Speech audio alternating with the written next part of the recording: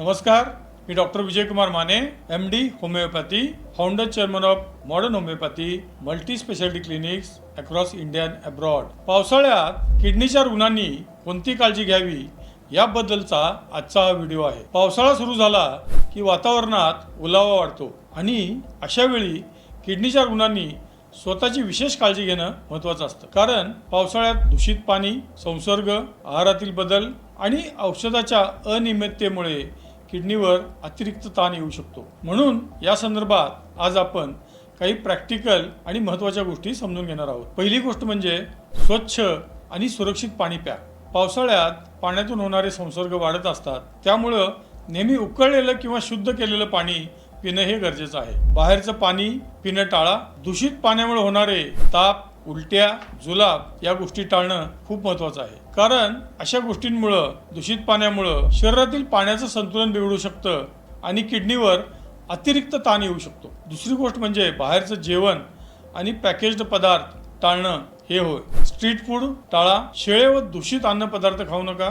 Processed food टाळा आणि घरचं ताजं अन्न खाण्यास प्राधान्य द्या. यामुळे संसर्ग व अतिरिक्त मिठाचे सेवन कमी होण्यास मदत होते. तिसरी महत्त्वाची गोष्ट म्हणजे मिठाचे प्रमाण कमी ठेवा. किडनीच्या रुग्णांमध्ये मॅलिग्नंट ब्लड प्रेशर किंवा हाय ब्लड प्रेशर असल्यामुळे मिठाचं प्रमाण कमी ठेवणं हितकारक आहे.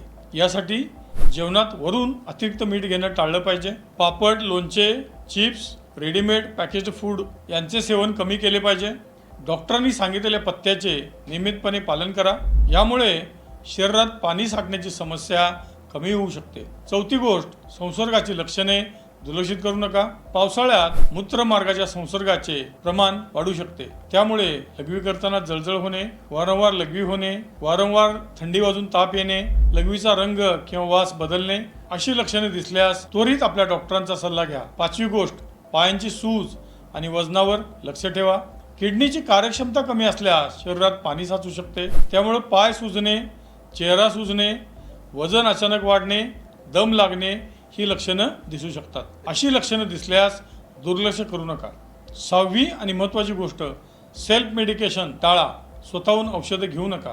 पावसाळ्यात ताप, अंगदुखी, सर्दीसाठी अनेक लोकांना स्वतः औषध घ्यायची सवय असते. ती सवय टाळली पाहिजे. गरज लागल्यास आमच्याशी संपर्क केला पाहिजे. वेदनाशामक किंवा इतर औषधं डॉक्टरांच्या सल्ल्याशिवाय घेऊ नका.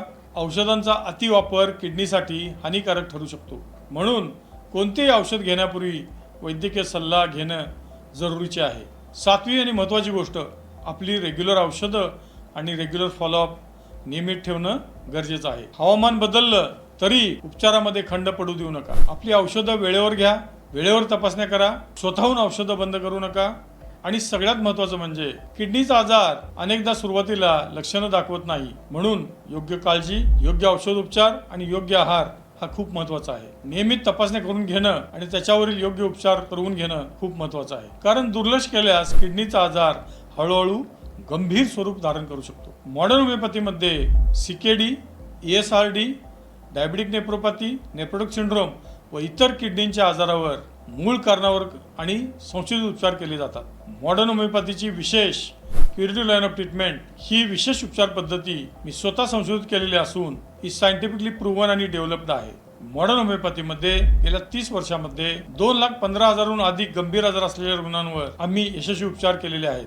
आपण आपल्या कुटुंबाची काळजी घ्या. मॉडर्न होमिओपॅथी सदैव आपल्यासोबत आहे.